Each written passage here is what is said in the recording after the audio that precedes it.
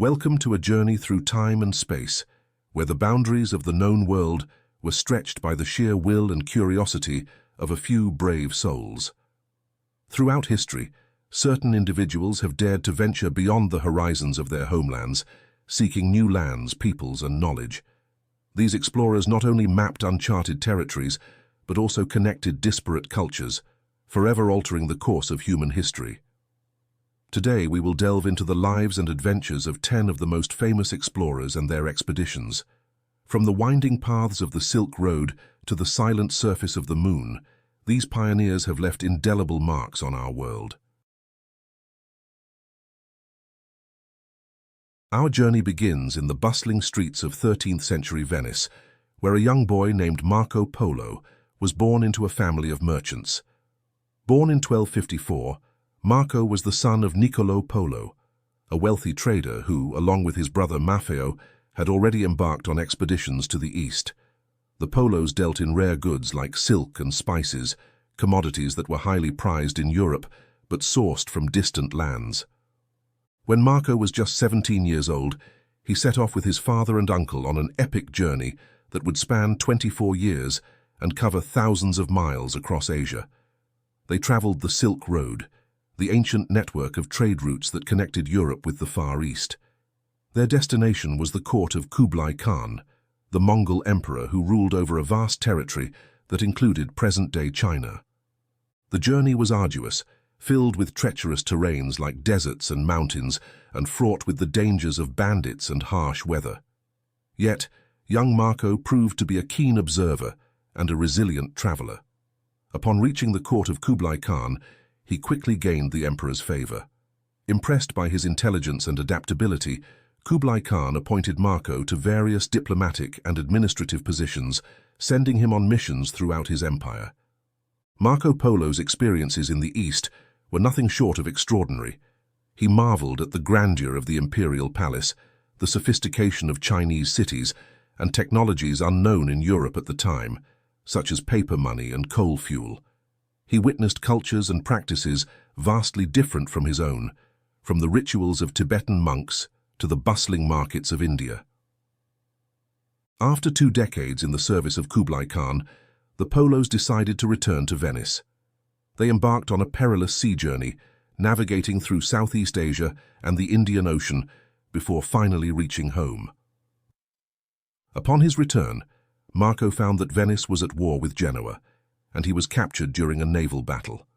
While imprisoned, he recounted his adventures to a fellow inmate, Rustichello da Pisa, who penned them down in what would become the Travels of Marco Polo. This book offered Europeans a first-hand account of the wealth and sophistication of the Far East. It ignited imaginations and inspired future explorers, including Christopher Columbus, who reportedly carried a copy on his voyages. Marco Polo's detailed observations bridged the gap between East and West, providing invaluable insights into Asian cultures, geography, and economy. As we close the chapter on Marco Polo, we see a young man whose curiosity and courage opened the doors to a world previously unknown to his contemporaries. His legacy is one of bridging cultures and expanding horizons, setting the stage for the age of exploration that was soon to follow. From the Venetian canals, we set sail across the Mediterranean to the port city of Genoa, Italy, where Christopher Columbus was born in 1451. Columbus grew up in a time when Europe was hungry for new trade routes to Asia. Spices, silk, and precious metals were highly sought after, but the overland routes were long and dangerous, and the sea route around Africa was not yet fully navigated. Columbus, a skilled sailor and navigator, became convinced that a westward sea route to Asia was not only possible, but also shorter. Despite facing skepticism, he managed to secure funding from the Spanish monarchs, King Ferdinand II and Queen Isabella I, who were eager to outflank their Portuguese rivals in the quest for new trade routes. In 1492, Columbus set sail with 3 ships, the Niña, the Pinta, and the Santa Maria, venturing into uncharted waters. After weeks at sea and growing unrest among his crew, land was finally sighted. Believing he had reached the Indies, Columbus named the island San Salvador, which is part of the modern-day Bahamas. Unbeknownst to him, he had stumbled upon a new world. Columbus made 4 voyages across the Atlantic, exploring various Caribbean islands, parts of Central and South America, and claiming them for Spain. He encountered indigenous peoples, whom he called Indians, under the mistaken belief that he had reached the Indian subcontinent. His expeditions opened up the Americas to European exploration and colonization, initiating profound and lasting changes. The impact of Columbus's voyages cannot be overstated. They marked the beginning of centuries of transatlantic conquest and colonization. The exchange between the Old and New Worlds, known as the Columbian Exchange, included the transfer of crops, animals, culture, human populations, and unfortunately, diseases that had devastating effects on indigenous populations. Columbus's legacy is complex and often controversial. While he is credited with opening up the Americas to European exploration, his actions also led to the exploitation and suffering of native peoples. Nevertheless, his voyages undeniably altered the course of world history, setting the stage for the globalized world we know today. As we navigate away from the tales of Columbus, we are reminded of the far-reaching consequences that exploration can have on the world, both positive and negative. His story serves as a bridge to the next explorer, whose travels were as extensive as they were enlightening. Leaving the shores of Europe, we journey south to the vibrant city of Tangier in Morocco, where Ibn Battuta was born in 1304. Unlike many explorers driven by trade or conquest, Ibn Battuta's initial motivation was a religious pilgrimage. At the age of 21, he set out on the Hajj, the Islamic pilgrimage to Mecca, a journey that would transform into a 30-year odyssey covering over 75,000 miles. Trained in Islamic law, Ibn Battuta was deeply religious and curious about the Islamic world. His travels took him across North Africa, the Middle East, Central Asia, India, and even as far as China and the Maldives. He visited over 40 modern countries, often serving as a judge or advisor, thanks to his scholarly background. In Egypt, he marveled at the grandeur of Cairo and sailed down the Nile. In India, he served as a qadi, or judge, at the court of the Sultan of Delhi. His journey to the Maldives saw him administering justice in the island nation, while his travels in Africa included a trek across the Sahara to the Kingdom of Mali, where he was impressed by the wealth and piety he found there. Throughout his travels, Ibn Battuta faced numerous challenges, from shipwrecks to bandit attacks. Yet he persisted, driven by a desire to explore the Muslim world and to meet fellow believers in distant lands. His observations provide invaluable insights into the cultures, economies, and societies of the 14th century Islamic world. Upon his return to Morocco, the Sultan of Morocco commissioned a scholar to record Ibn Battuta's experiences. The result was the Rihla, or The Journey, a rich narrative that offers one of the most comprehensive accounts of the medieval world from a non-European perspective. Ibn Battuta's travels significantly contributed to the understanding of the Muslim world during his time. His accounts offer detailed descriptions of the places he visited, the people he met, and the customs he observed. His legacy is that of a bridge between cultures, providing a unique window into a world that was, in many ways, interconnected long before the modern era. As we reflect on Ibn Battuta's incredible journey, we appreciate the importance of cultural exchange and understanding. His travels remind us that exploration is not just about discovering new lands, but also about connecting with people and learning from them. This sentiment leads us naturally to our next explorer, who circled the globe and proved the true vastness of our planet. Our voyage now takes us to Portugal, the birthplace of Ferdinand Magellan, born in 1480. Magellan grew up during the Age of Discovery, a period when European nations were fervently exploring new sea routes. Initially serving in the Portuguese fleet, he participated in expeditions to India and Africa, gaining valuable maritime experience. Magellan became convinced that by sailing west, he could find a quicker route to the Spice Islands, known today as the Maluku Islands in Indonesia. After failing to secure support from Portugal, he turned to Spain, where King Charles I endorsed his plan. In 1519, Magellan set sail with 5 ships and about 270 men, embarking on what would become the first circumnavigation of the Earth. Navigating the eastern coast of South America, Magellan searched for a passage that would lead him to the Pacific Ocean. He discovered the strait that now bears his name, the Strait of Magellan, a treacherous and narrow channel at the continent's southern tip. Upon entering the Pacific Ocean, he was awed by its calmness, dubbing it Mar Pacifico, meaning peaceful sea. The journey across the Pacific was grueling. The crew faced starvation, scurvy, and the vastness of an ocean larger than they had ever imagined. After months at sea, they reached the Philippines, where Magellan became involved in local conflicts. Tragically, he was killed in the Battle of Mactan in 1521, never completing the voyage himself.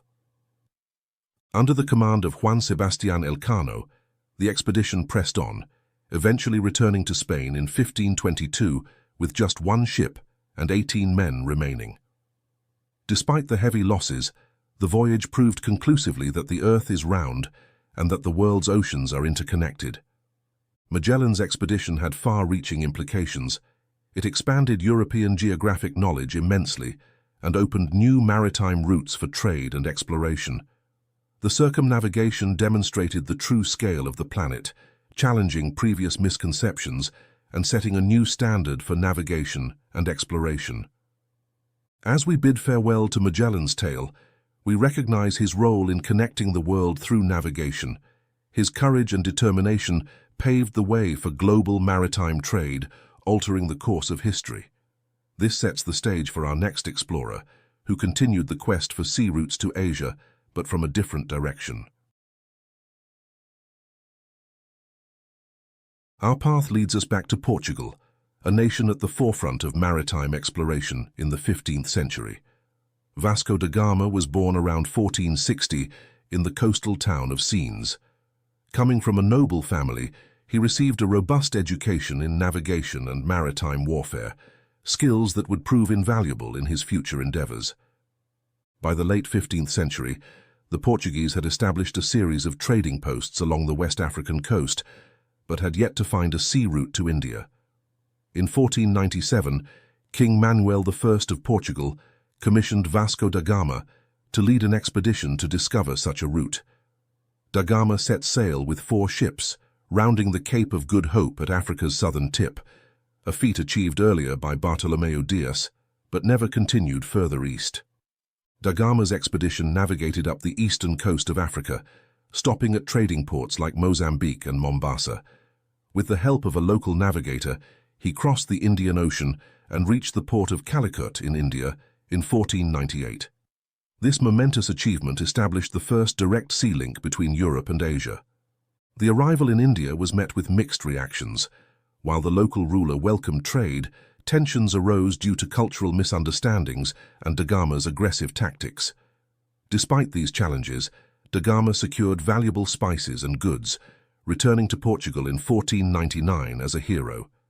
His successful voyage opened the door for an era of Portuguese dominance in the Indian Ocean. Da Gama undertook 2 more voyages to India, during which he was appointed Viceroy of Portuguese India. His methods were often brutal, employing force to establish and maintain Portuguese trade interests. Nevertheless, his expeditions had a lasting impact, significantly boosting Portugal's economy and establishing it as a global maritime power. Vasco da Gama's discovery of the sea route to India was a turning point in world history. It shifted the center of trade from the Mediterranean to the Atlantic, leading to the rise of European colonial empires in Asia. His voyages exemplify the dual nature of exploration, bringing about significant advancements and wealth, while also leading to conflict and exploitation. As we navigate away from Da Gama's legacy, we ponder the complexities of exploration and its consequences. Our next explorer embodies the spirit of discovery, with a focus on scientific advancement and mapping the unknown. Crossing the seas to the British Isles, we arrive in the small village of Marton in Yorkshire, England. where James Cook was born in 1728. Coming from humble beginnings, Cook's aptitude for mathematics and cartography set him on a path that would redefine the boundaries of the known world. Cook joined the British Royal Navy and quickly rose through the ranks due to his exceptional skills in navigation and mapping. In 1768, he was commissioned to command the HMS Endeavour on a voyage to the Pacific Ocean. The official purpose was to observe the transit of Venus across the Sun, an event that would help astronomers calculate the distance between the Earth and the Sun. However, Cook also carried secret orders to search for the fabled southern continent, Terra Australis. During his first voyage, Cook mapped the entire coastline of New Zealand and the eastern coast of Australia, claiming it for Britain and naming it New South Wales. His meticulous charts were remarkably accurate and remained in use for over a century. Cook's observations extended beyond geography. He studied the flora, fauna, and indigenous peoples, often collaborating with scientists like Joseph Banks. Cook embarked on 2 more Pacific voyages, during which he searched for the Northwest Passage and further explored the Antarctic region. He was the first European to have extensive contact with the Hawaiian Islands, which he named the Sandwich Islands.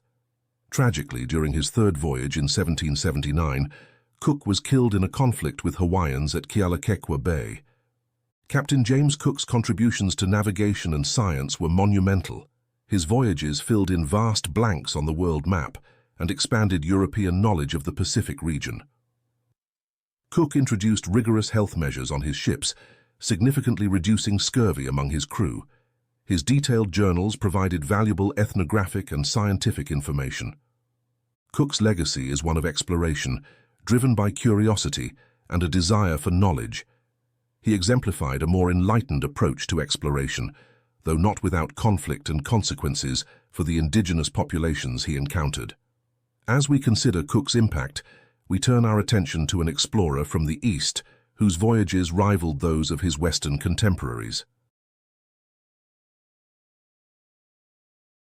Our compass now points to the east, to the majestic landscapes of China during the Ming dynasty.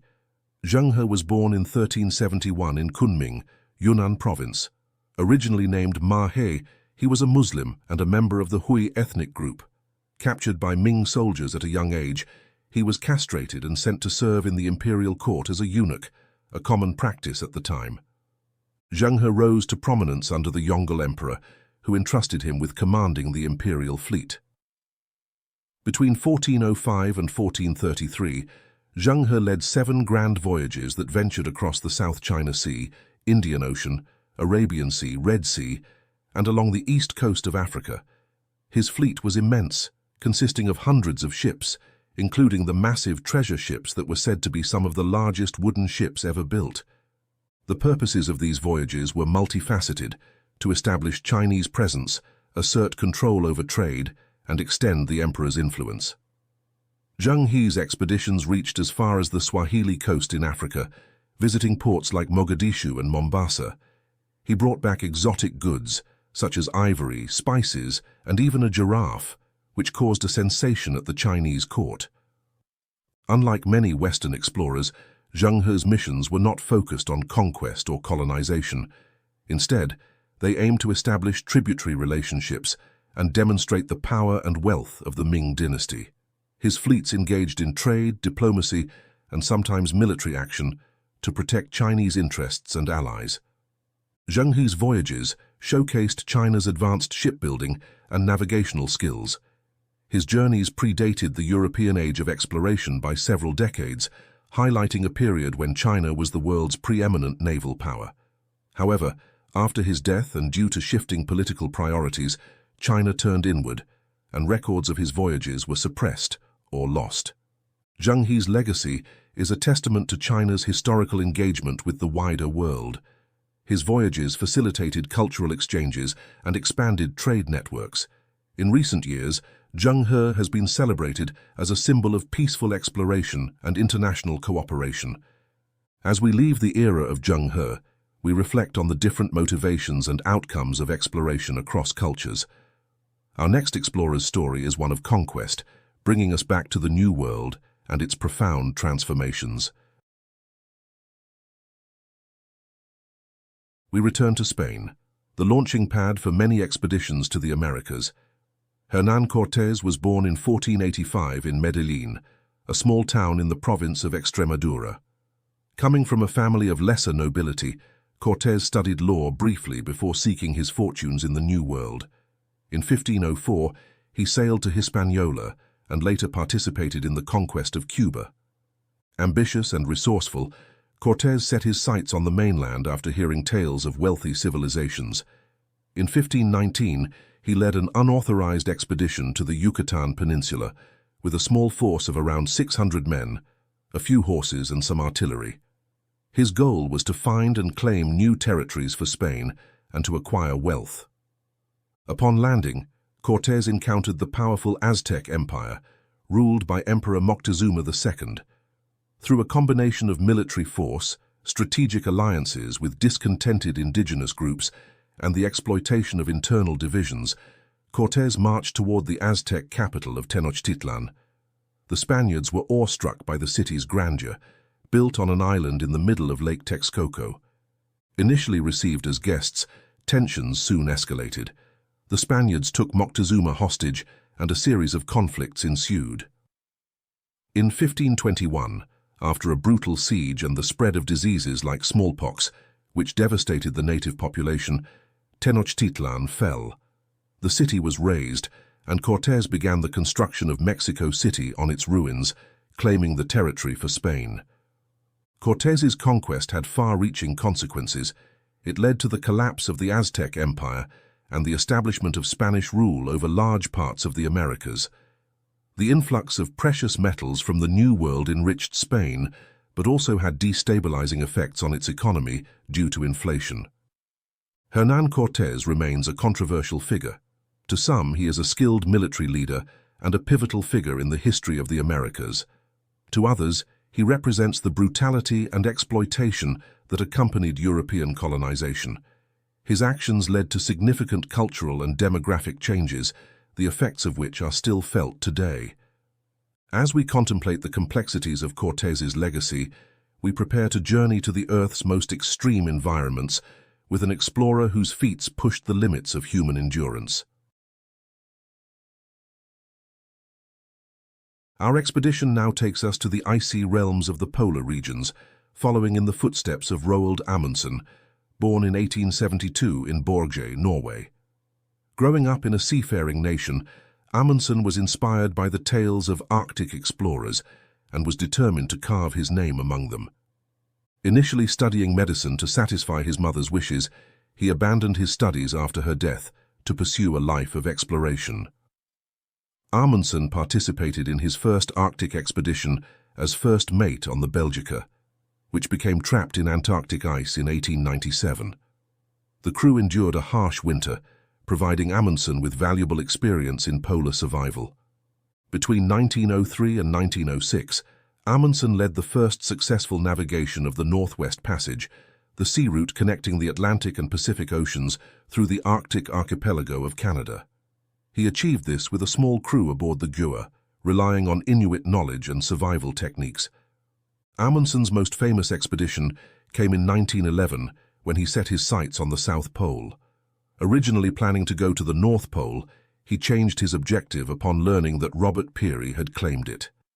Amundsen and his team sailed to Antarctica and established a base camp named Framheim. Utilizing dog sleds and a carefully planned route, they reached the South Pole on December 14, 1911, becoming the first humans to do so. They arrived 5 weeks before the British expedition led by Robert Falcon Scott, whose team tragically perished on the return journey. Amundsen continued his polar pursuits, becoming one of the first to cross the Arctic in an airship in 1926. He disappeared in 1928 while on a rescue mission in the Arctic, leaving behind a legacy of daring and meticulous exploration. Roald Amundsen's achievements were the result of careful planning, respect for indigenous knowledge, and an understanding of the harsh environments he faced. His contributions to polar exploration advanced scientific knowledge and inspired future generations to explore Earth's most challenging frontiers. As we emerge from the frozen landscapes, we turn our gaze upward to the final frontier, following an explorer who took humanity's first steps beyond our planet. Our journey culminates with a leap into space, following the path of Neil Armstrong, born in 1930 in Wapakoneta, Ohio, USA. From a young age, Armstrong was fascinated by aviation, earning his pilot's license at the age of 16 before he even had a driver's license. Armstrong served as a naval aviator during the Korean War and later became a test pilot for experimental aircraft, pushing the boundaries of flight. In 1962, he was selected by NASA to join the astronaut corps during the height of the space race between the United States and the Soviet Union. After participating in the Gemini 8 mission, Armstrong was chosen as the commander of Apollo 11. The mission aimed at fulfilling President John F. Kennedy's goal of landing a man on the moon before the decade's end. On July 16, 1969, Armstrong, along with astronauts Buzz Aldrin and Michael Collins, launched from the Kennedy Space Center atop the Saturn V rocket. On July 20, 1969, the lunar module Eagle separated from the command module and descended toward the moon's surface.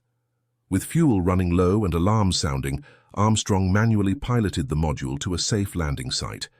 Upon touching down, he radioed the famous words, "Houston, Tranquility Base here. The Eagle has landed." Several hours later, Armstrong descended the ladder and became the first human to set foot on the moon, uttering the historic phrase, "That's one small step for man, one giant leap for mankind." The astronauts conducted experiments, collected samples and planted the American flag before safely returning to Earth. Neil Armstrong's achievement represented the pinnacle of human exploration. The Apollo 11 mission was a triumph of technology, international cooperation, and the indomitable human spirit. It inspired generations to look toward the stars and consider the possibilities beyond our home planet. After the mission, Armstrong continued to contribute to aerospace education and research, but shied away from the spotlight, remaining a humble figure despite his monumental accomplishment. He passed away in 2012, leaving a legacy that transcends national boundaries.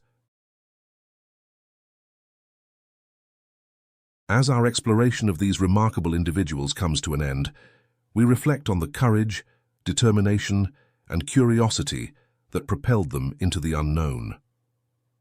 From Marco Polo's journeys along the Silk Road to Neil Armstrong's footsteps on the moon, each explorer expanded the horizons of human knowledge and connected our world in profound ways. Their stories remind us that exploration is a fundamental part of the human experience, driving us to discover, understand, and innovate. While their journeys were fraught with challenges and complexities, the legacies they left behind continue to influence our lives today. We invite you to ponder which of these explorers resonates most with you. How might their adventures inspire your own journeys, whether they be across the globe or within your own community? If you enjoyed this exploration through history, please like this video, share your thoughts in the comments below, and subscribe for more captivating stories from our shared past.